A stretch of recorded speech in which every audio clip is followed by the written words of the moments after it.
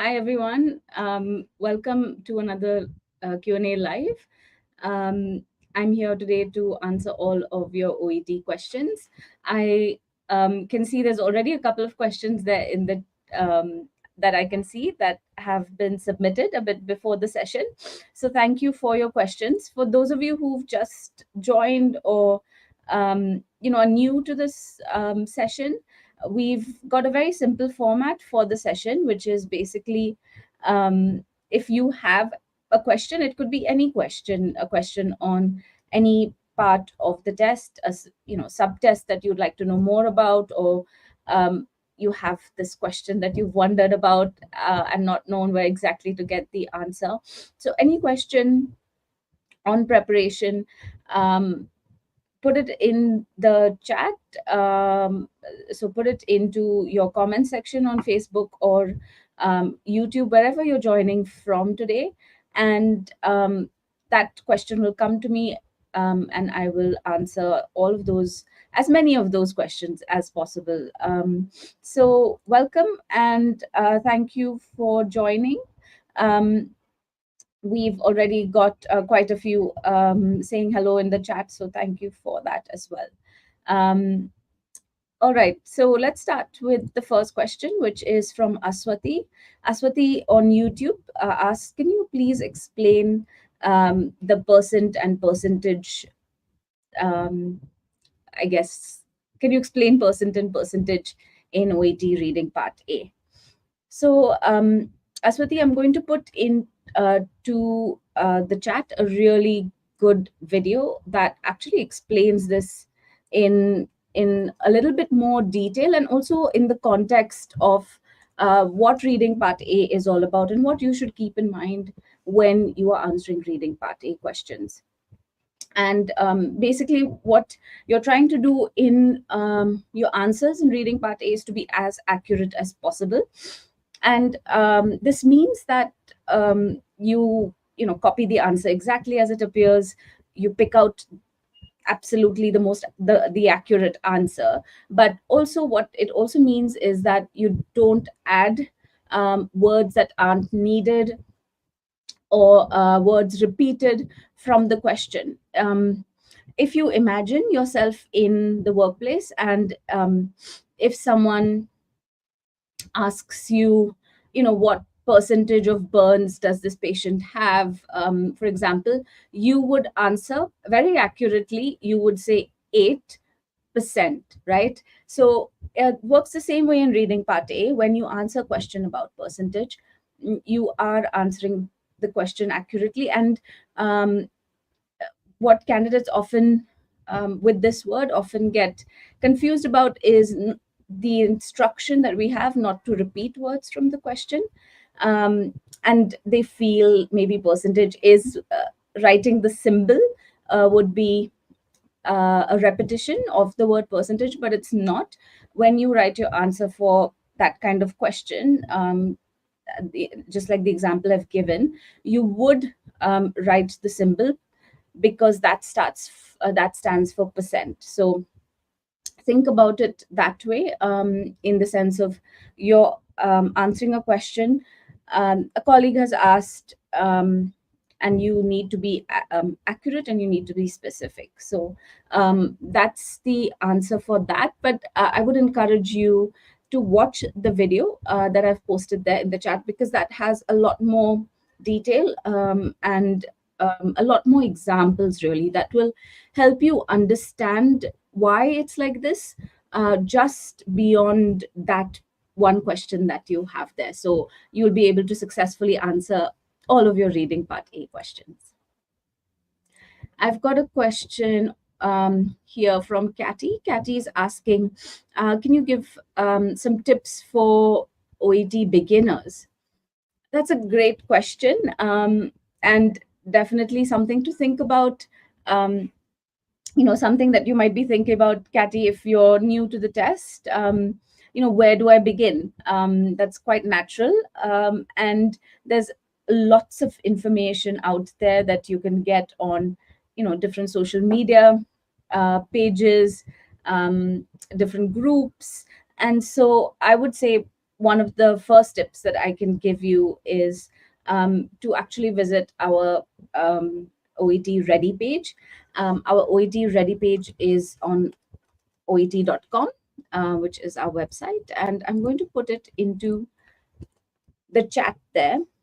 And a very really great resource that you can use to start your preparation is our study guide, and that's just coming through the chat there. It really helps you to understand the different parts of the test, what's important, what you need to focus on, and gives you a very structured way that you can start preparing. So the ready page is or should, I would say, should be your sort of go to uh, resource for all your preparation. There's lots more on there. If you explore further, you have our free intro course. You have our speaking clinical communications course, which is free, and a lot more useful. Our guides, a lot more, lots up on the ready page. So I would say make that bookmark that, make that your source of um, you know y- the first place you go to for any material. So that's one tip. And the second tip I could perhaps speak about a little is preparing a study plan. Now the study guide will help you do that, but it's also important for you to think about how much sort of two things for you to think about as you're preparing to begin, as you're beginning to prepare for OET. So the first is to think about, how much time do you have to study? If you're working, it could mean you have less time. Uh, you don't have all the hours in the day available. Maybe you have a few hours a week. So really think hard about that, because that you need to be realistic about your preparation. We want candidates to prepare well, but we want them to prepare in a way that is realistic, and they can learn really, not have to have a lot of pressure on, and worry about, um, I guess, worry about really too much. Just think about learning the skills that are tested in OET, rather than worrying too much about um, you know studying really hard and overburdening yourself. And maybe that might not really work out well if you haven't been realistic, if you haven't been kind on yourself. So that's the other tip I would give you, is to be kind on yourself, be realistic, think about how much time you have to study, and also think about your level of English. So think about how far you are from the score that you need to achieve, and factor that into your study plan as well. So if you know you need to work a little bit more on your English skills, then factor that into your schedule, and factor that into your the time you need to prepare. So those are the two tips I can give you, Kathy. I've got a question here from Mohammed Dihaya. Mohammed's asking, can you tell me a little bit about spelling mistakes in listening part A? So this is, again, a really common question, one that, spelling is something everyone worries about when it comes to tests. So with spelling and in OET, you have there is a little bit more flexibility in listening than in reading. So with reading, obviously, you know that you have to spell the word exactly. You need to copy the word exactly as it is from the text. There should be no copying errors. But in listening, there is a little bit more flexibility. Having said that, though, we do expect you to spell words that are commonly known to the public and to healthcare professionals. Words that are very common.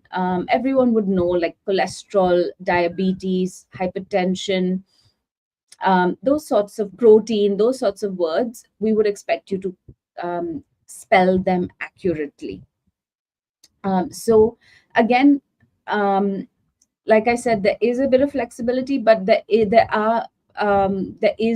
an emphasis on being accurate.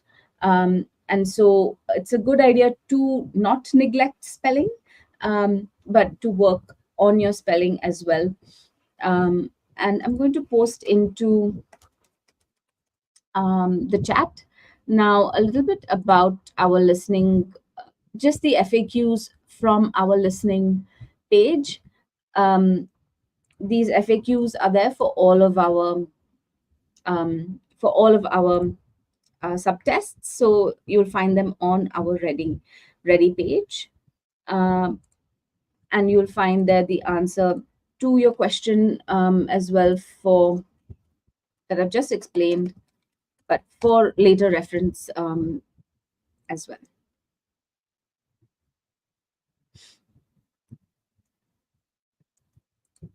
Okay, another question on listening. Um, Mohammed is asking, listening part C. Mohammed, if you could put in the chat a little bit more detail about what you'd like to know about listening part C, then I can pick that up in a little bit more time. I've got a question here from Dinto. Dinto's asking, can we use structures like at that time, during that period in OET writing? Is this formal? Um, so these, from what you've sort of put there in the chat, are sort of words that would indicate, help the reader understand the timing of the relationship, the timing of when different events took place, which one took place a bit later, which one took earlier. And those kinds of words are definitely great to use. I'm going to put into the chat a little bit on a little article that we have on connectors, which is a really popular article, and it gives a bit more detail about the connectors that you can use. So I'm just putting that in the chat.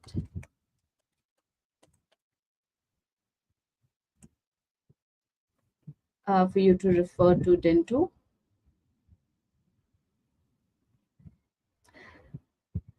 And looking at your examples there, I would say maybe during that period is okay. At that time, could be okay, but it's difficult to say without the full sentence. If you have a sentence, you can put it into the chat. But I think that those should be okay to use, and that would depend on the full sentence, like I said. Right.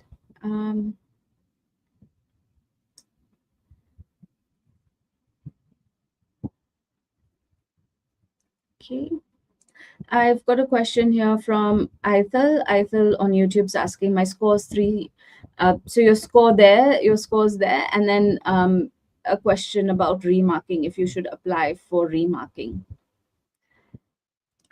So with remarking, there are 3 things that can happen. Your score can go up, it can go down, or it can stay the same. So it's good to be aware that these are the 3 things that could possibly happen with your score. Generally,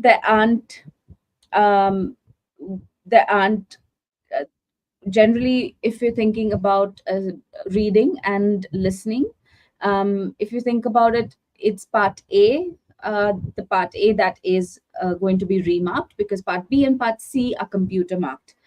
And so it really depends on thinking about how you feel you've done in those parts. I think one thing to be aware of is that it's just that part A, and also with remarking, it's usually, I said, that your scores can go up, they can go down, or stay the same. And generally, the score, in the sense, there isn't a lot of, there aren't a lot of changes that happen in remarking, um, but it is specific to your situation, to your score. And I would perhaps uh, go to our website and look at our remarking sort of page, and I'm just going to put that into the chat. And there's a lot more detail there, and I think you can have a look at that and decide based on what you feel, because it's sort of a very a very personal thing in some ways. And I would suggest you have a look at all of the information there before deciding. So just putting that in the chat there.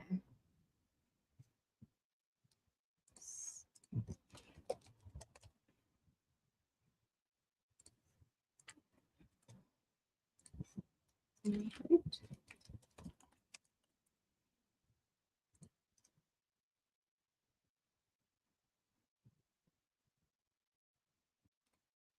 Okay, I've got a question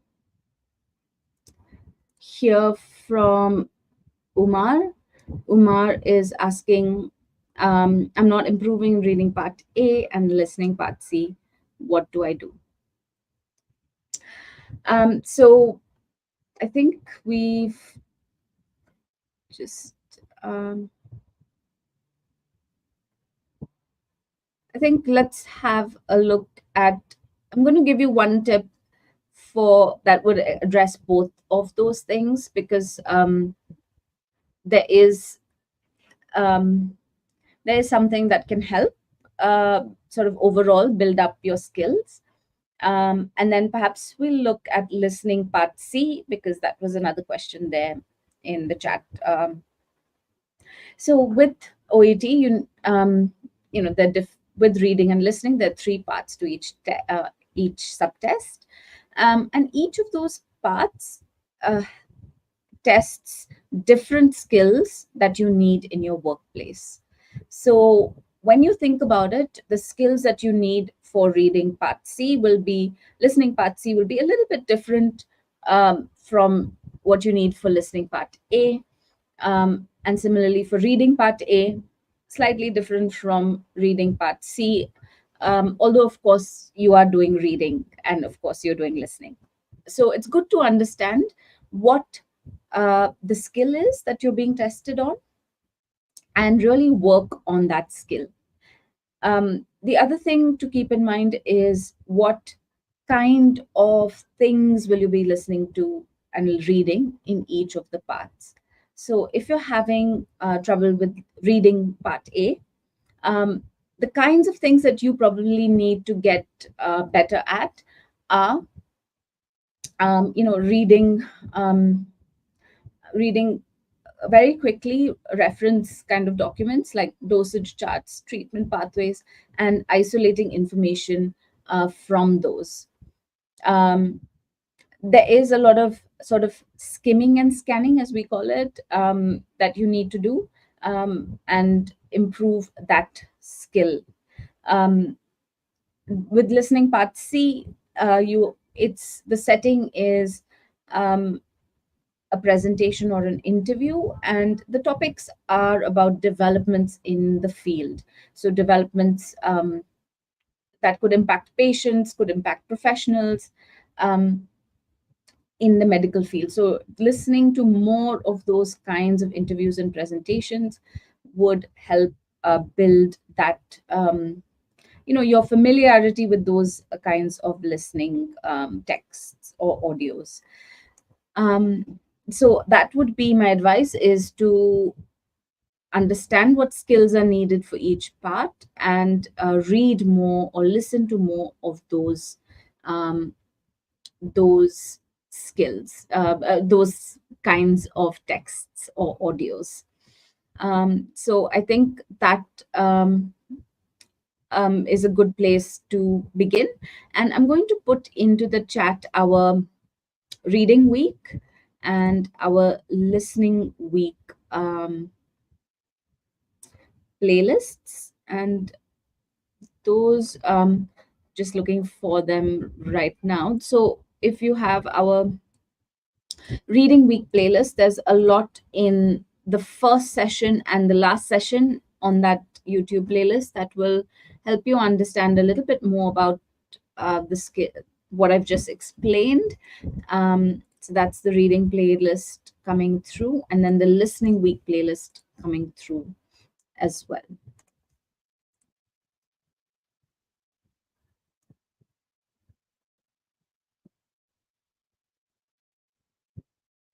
Okay.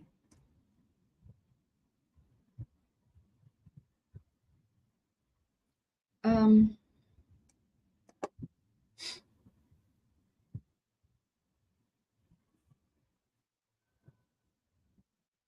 okay, I'm just looking at some new questions that are coming through. And if you've just joined us, please do put in your questions into the chat. So we've got quite a few great questions coming in. So I'm going to pick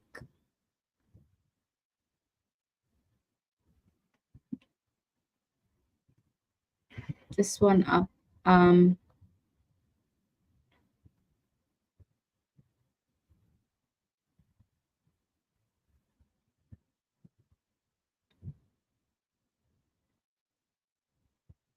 okay, I've got a question here from Foes on YouTube. In listening, if the patient says complete blood count, is it okay if I write CBC/CBC, like capitals and smaller letters? Um, and then the second question is if I write both American English and British spelling in the same part A. So, first, if the patient says, in listening part A, we are aiming for accuracy because we, so, so these are medical professionals' notes, and therefore it is important to be accurate. If the patient says complete blood count, and that is the phrase you hear, then you need to write exactly that in your answer. So CBC is not, if if the patient said CBC, you could write that, but that's the principle there. You need to write exactly what you hear. The second question about both American British spelling in the same part in listening, no, you don't need to write both the spellings there because that's not needed. You need to use either, so you can use either British or American spelling and use that consistently throughout your answers. Only one, choose one and go with that. You don't need to write both. Just choose one and write that.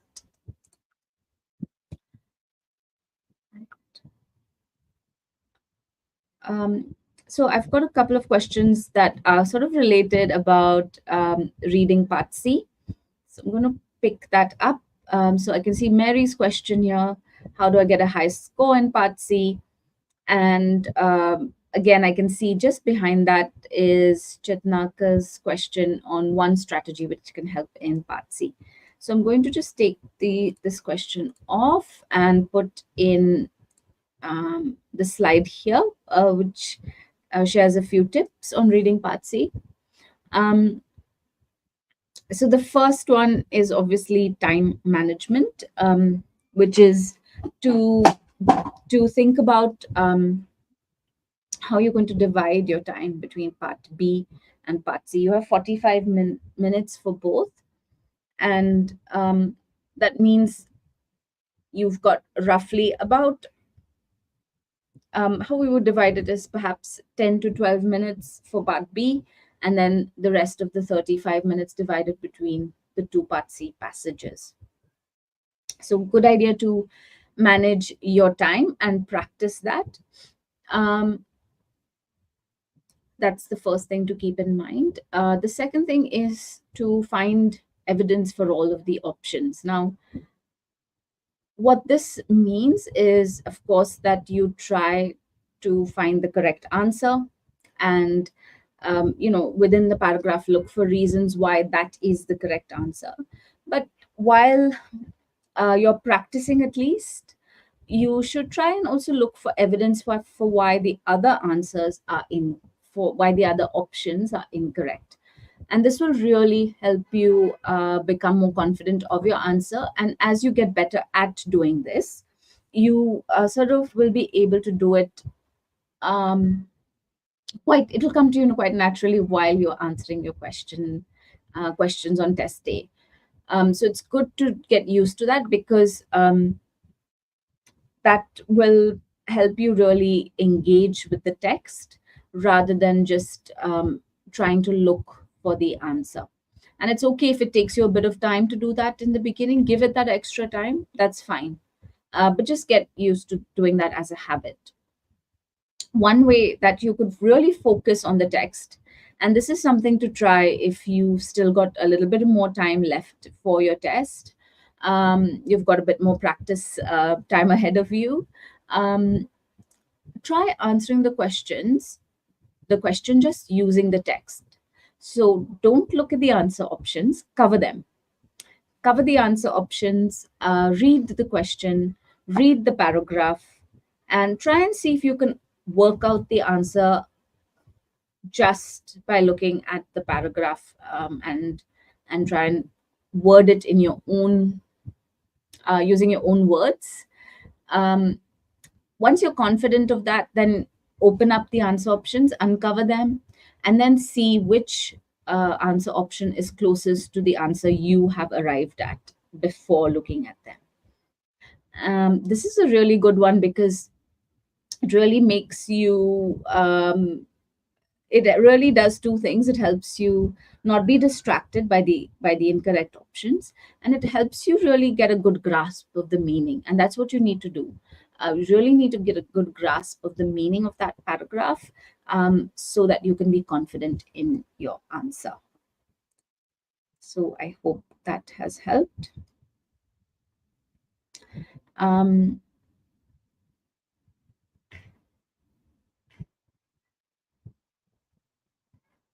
okay, I'm moving to some new questions that have been put in.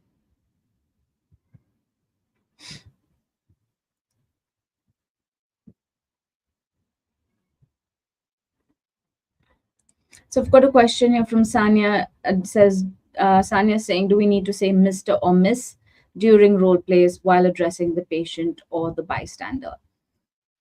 So Sanya, if you generally um, in the English speaking healthcare workplace, patients are quite comfortable with you using their first name. So you can just simply use their first name. If it's an elderly patient, for example, and you want to show a little bit more respect, and this would be true if even if you were at work, think about it that way. You could ask them if do you mind how may I address you, or do you mind me calling you Matthew, for example, or so if it's an elderly patient and you want to give just that little bit of respect, that's fine.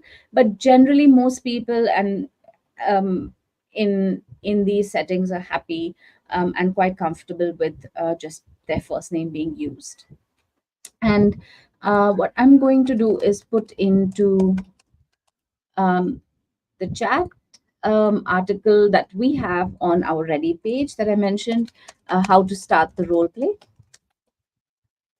So this goes through some detail. So if you've got a patient and it's sort of clear from the setting and the background information that you've met the patient before, you can just use any name and start the role play. The interlocutor will respond to that. Or in the preparation time, you could ask the interlocutor what name they would like to be called, and use that name. And then, of course, if it's the first meeting with the patient, you could introduce yourself, and you could um, you know um, you could check or confirm their name, um, or take down their name. So just ask them, if you don't mind, can I have your name for my records, or can I check your name is for the record. So there are different ways you can approach this. There is not a single set way. And a good way to think about it is just to imagine the patient is in front of you in real life. What would you do then? How would you address them? Think about it that way. And remembering that, in those in English speaking countries, most people happy with just being called their first name.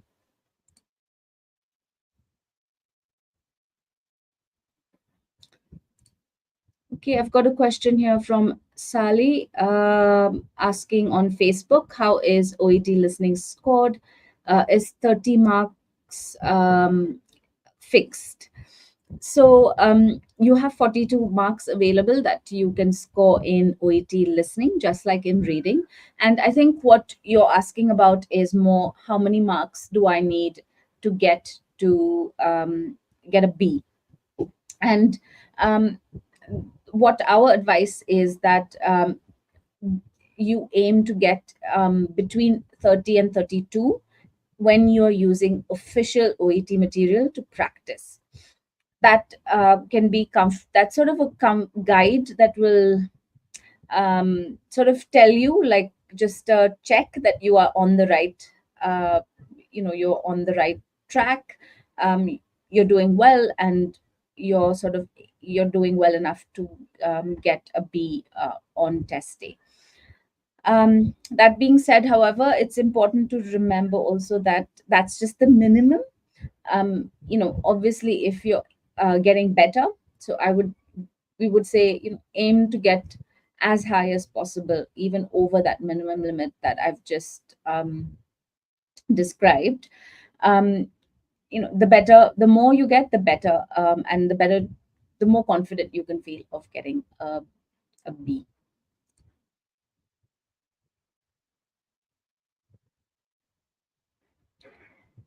um, Nitis on YouTube is asking, once we find our answer is wrong in reading part A, can we cut it or write it again, or do we need to erase it?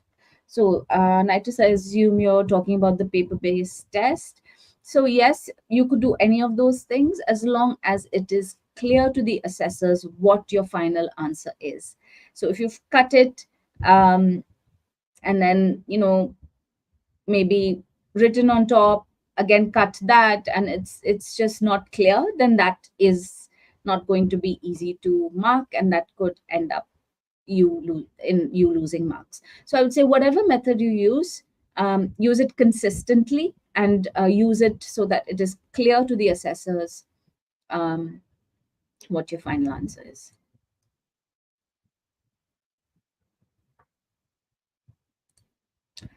Hadas, can you specify how much space should be between different parts of writing?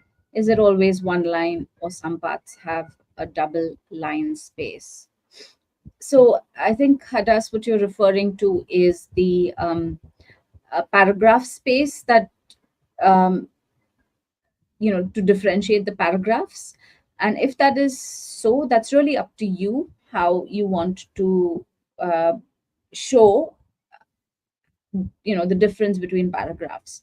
So you could leave one line, that's usually enough, like a full line, or you could indent the next word slightly, um, of and write it on the next line, the new paragraph on the next line. So that's also fine, as long as, again, like, it's clear to the assessors, um, what that it is a separate paragraph. That's fine. I would say, download one of our writing answer booklets, which is on our ready page. Download that and practice writing your answer there, and see how it works, how it looks. um, you know that will give you a good idea of what you're most comfortable with. So I'm just putting in to the chat the writing page where you can find the answer booklet.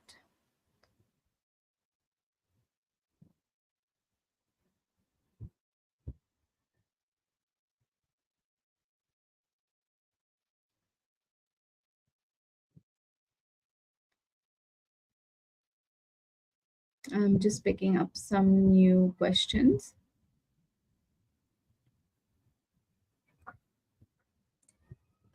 So this question from Ruxana on YouTube. So can you kindly give us some tips in reading part A regarding time management? It's really difficult. So a couple of questions also um, about time management I can see from Manpreet. So I'm going to put up some tips there for you, um, all of you wondering about time management. And I'm going to take off that question and put this up so you can see. I think the first tip um, with time management is to go through the questions in order. Um, Now, the reason for this is that the test is really designed to help you um, answer question answer questions quickly. Now, what do I mean? The first set of questions, which are the matching questions, they're there to help you orient yourself to the four texts. And if you do those questions first, they'll give you sort of a high level understanding of what's in each text, so what kind of information you can find. That should help you understand, okay, this text contains this kind of information. It's dosage information, for example. So if you have a question that's asking, what dosage, for example, this is from your answering of the matching questions, you will know, okay, this is where I need to look. So that's a really good tip, is to go through the questions in order, working your way through one by one. Of course, if you get stuck with one of the questions and move on, and then you can always come back to it later. The second tip is to use text features to quickly find your answers. So, what do I mean by this? Now, um, text features are things that make a text, that organize a text and make it easy to read. So, for example, a table classifies different categories of information. You could have the rows being medication names, and the columns being, what dosage they should be given to a patient. You could have another column about side effects. So, using the row headings and the column headings, again, without going into reading each of the separate cells themselves, will help you understand what's there. Bullet points, little subheadings, words in bold, these are all text features. And these will help you find the answers quickly, rather than starting at the beginning and reading from left to right. So use them to improve your speed. Of course, checking that your spelling is 100% accurate is important, because we often do find that candidates sort of waste marks and lose marks unnecessarily because they haven't copied the word as it is. So that's where you should spend a little bit of time, um, maybe a few extra seconds to check that that's correct. But of course, it's easy to be panicked, to be worried about time and be anxious about it. I think one way you can help sort of get yourself used to the time pressure of part A is actually by doing something that's the opposite of, let me explain. What I mean is, just not setting yourself a time limit the first time you do part A. Don't set a time limit. Just do the questions. Do the questions in order. See how long you take. Time yourself. And really understand how you did those. How did you figure out those questions? What were the skills you used? And then, say you've taken 25 minutes to do that, then work downwards. Then, you know, next time you attempt a practice test, work to 22 minutes, then lower the time again to 20 minutes, and then 18, so go down slowly, and this will help you sort of not be so panicked about time, but just to think about the skills and focus on that. And as a result, you'll naturally get better at at the skills, and therefore at managing your time. um, okay. Faraja asking on YouTube, in the speaking subtest, if I say I wanna, I gonna, is it okay? So Faraja, um, I think with speaking, it's important to remember that you need to speak naturally. So if these ways of pronouncing these words, like I wanna, um, I gonna, is not natural to you, it will come out as that in your speaking, in your test, and um, it's not going to sound natural. So I would say don't try and change your accent. If that is what you're saying, if that's your natural accent and you speak like that, that's absolutely fine. But I would say just speak normally and naturally. Make sure you speak clearly, um, and you should be fine.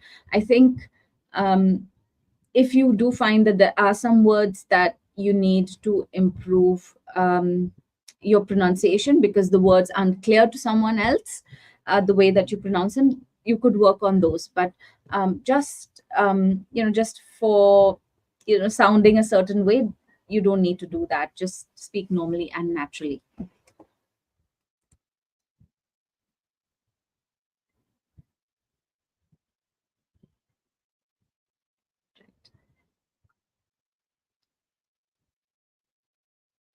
um,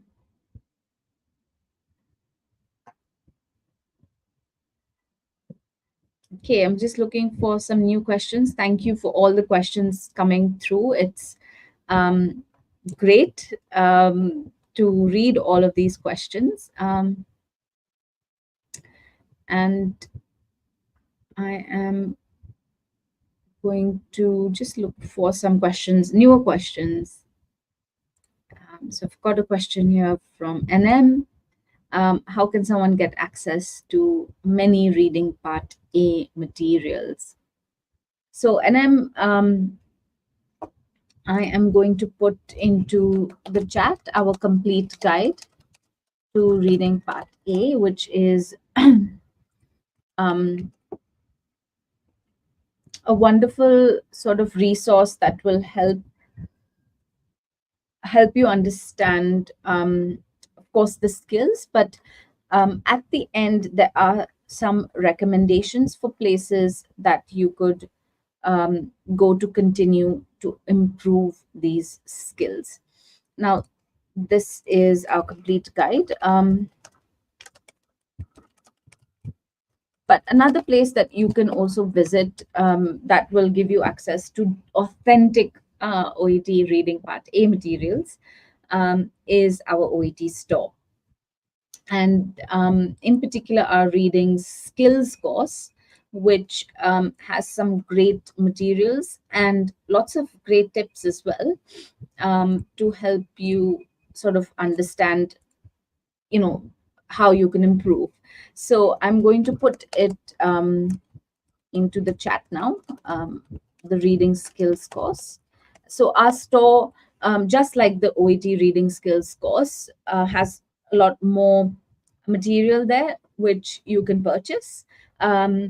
It's authentic material, official practice material, and it is definitely worth the investment, because sometimes what happens with the free material that you find online is that there could be that basically it's not authentic, and it could mean that you're practicing the wrong skills for your test, and when you go on test day, what you practice doesn't match the real test, and it could really put to waste all of the hard work that you've done.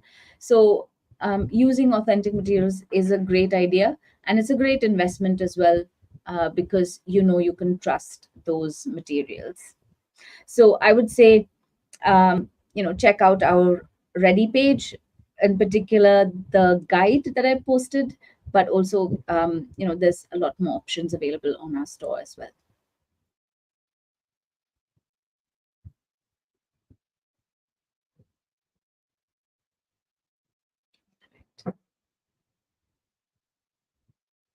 Okay, I've got a question here from Johnson.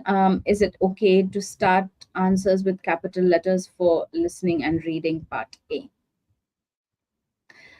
So yes, that's absolutely fine, Johnson. Reading and listening part A, we are not testing capitalize. You don't need to worry about capitalization. You can start your answers with capitals. I would say for reading, just copy the answer exactly as it is from the text, including whatever capitals appear there. And for listening, you can use small letters. If you use all caps, if you want to use all caps, though I would suggest use that consistently throughout your you know in all your answers. Don't switch. But yeah, you could absolutely start with capitals. That doesn't matter.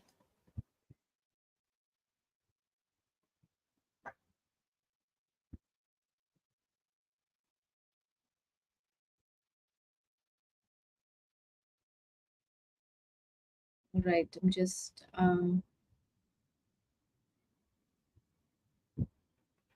looking through some later questions that have come in.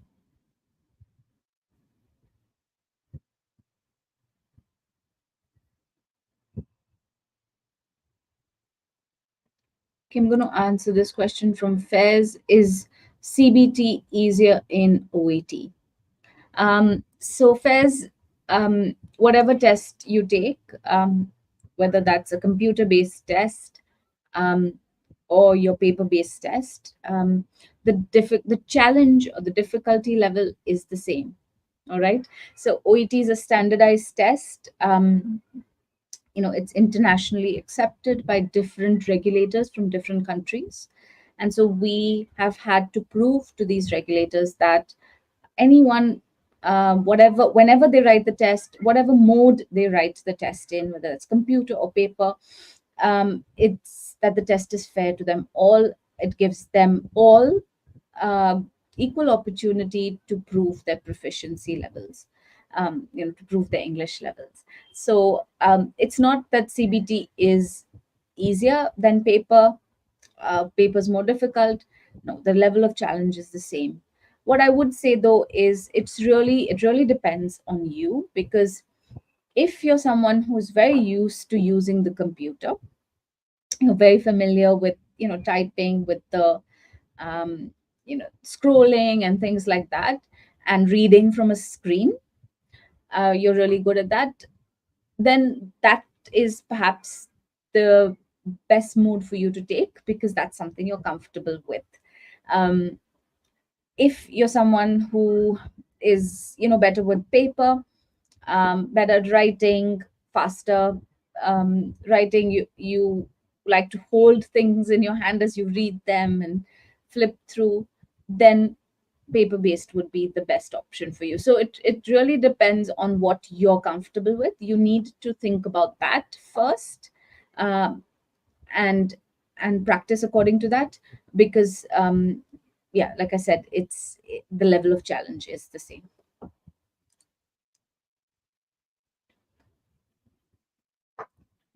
Um, all right, a few questions coming in about capitalization. As I just said, that um, Shiromi asking, can I write the answer in capital letters? Um, yes, you can. Capitalization doesn't matter, but whatever you use. So if you want to write in all caps, that's fine as well. Or you want to write in small letters, just make sure you use it consistently.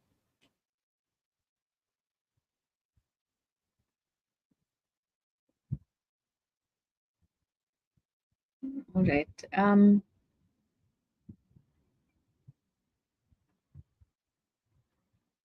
All right, so I've got a question here from Mama on YouTube, saying, how can I start the role play? For example, I'm told that the patient presented with knee pain. You've examined the patient, and the first task is to find out more about the pain.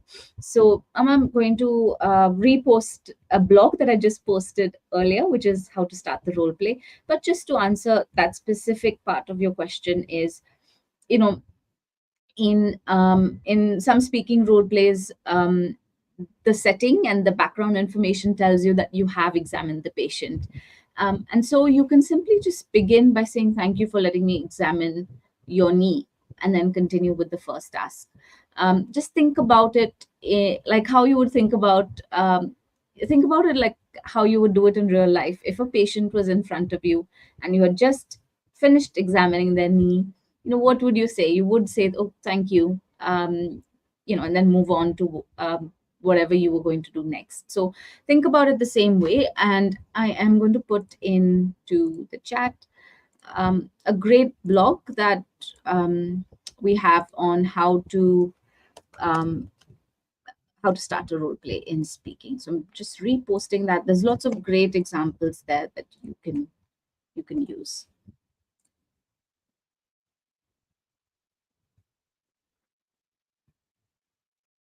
All right.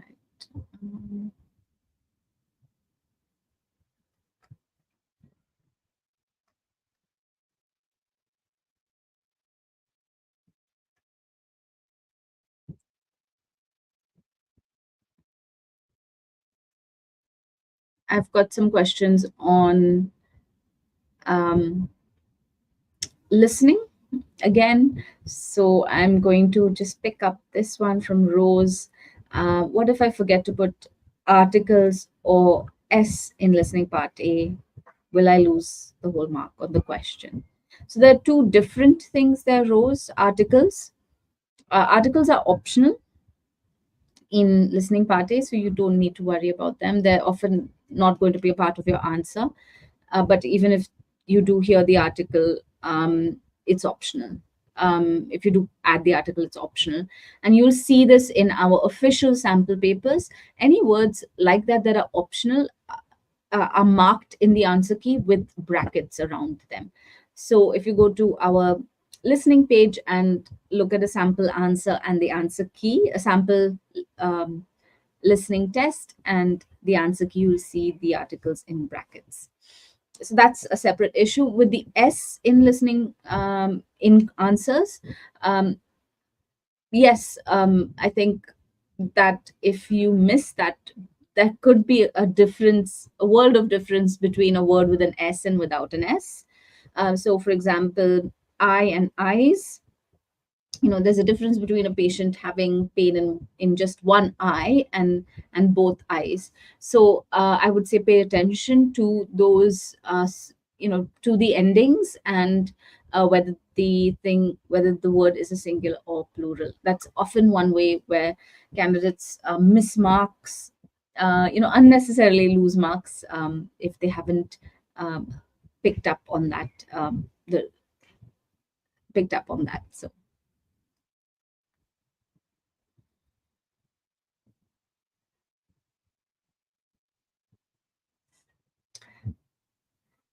okay.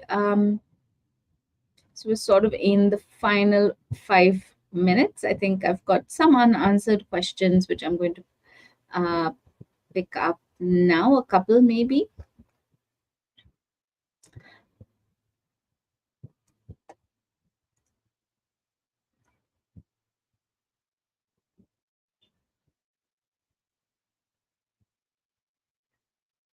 Um,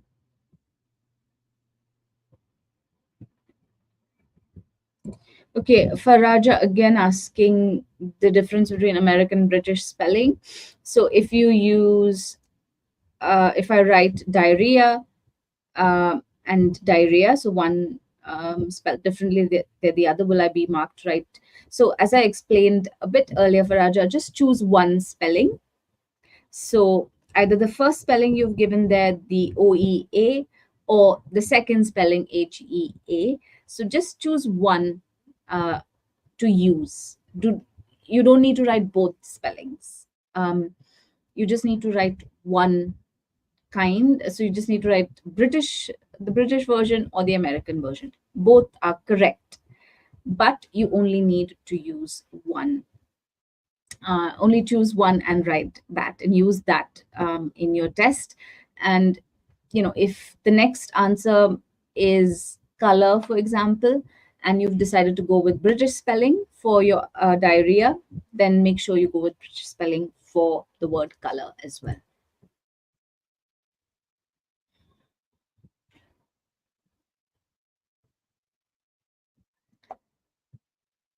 Right.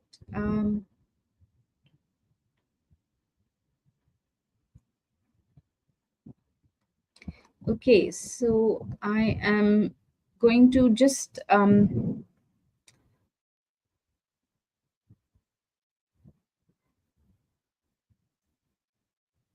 question here from Nanan. If I don't change, if the spelling doesn't change the meaning, is it okay or not? Um, so Nanan, if it really depends, and we haven't seen obviously the spelling and the questions that you're working with, but generally we would say to aim to spell aim to spell accurately. There could be some exceptions for words that are a bit more uncommon or a bit more, like I said in that example, with protein. you know um, it's a word that's commonly used. Everyone would know how to spell it, or that's the expectation. Lay people, general public as well as medical professionals, and if you make a mistake with that word, then you will be marked down. It will be considered incorrect. So words that are commonly known, you would be expected to spell them correctly, whether or not you change the meaning or not. So our advice is always aim to spell correctly. So that hopefully that should help.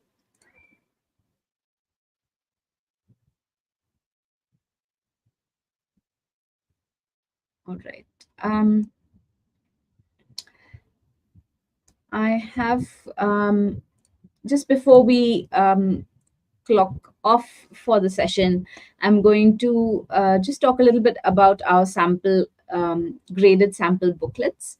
I'm not sure if you have seen these already, but if you haven't, then these are a great resource that you can use. So I'm just putting the link into the chat.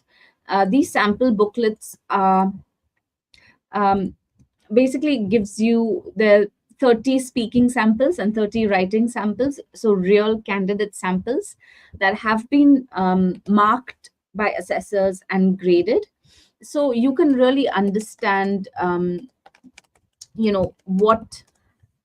what was it about this sample that got them a grade B? What was it about this sample that got them only a C plus?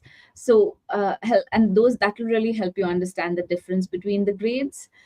You'll see what a grade B looks like, and like I said, there are 30 of them. So I would encourage you, if you haven't, um, to have a look at our sample booklets and to use them for your preparation. All right, so we've come to the end of the hour, and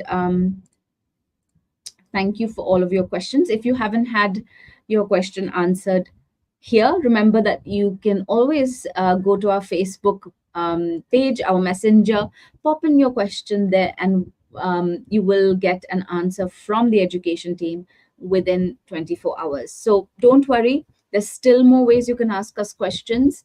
Facebook is one, and then the other one is to join my colleague Rebecca on the 14th of November. So a little bit earlier than this time. That would be 6 p.m. Australian time, but 3 p.m. in the Philippines, 12:30 p.m. in India, not a.m. Sorry, that's a mistake. 8 a.m. in Nigeria and 7 a.m. in the UK. So join Rebecca then. And of course, like I said, um, uh, send us a message on Facebook if you want it answered urgently. Just a quick question about the sample booklets. How much are they? They are absolutely free of cost, so have a look and download them. Thank you, everyone. Until next time. Bye.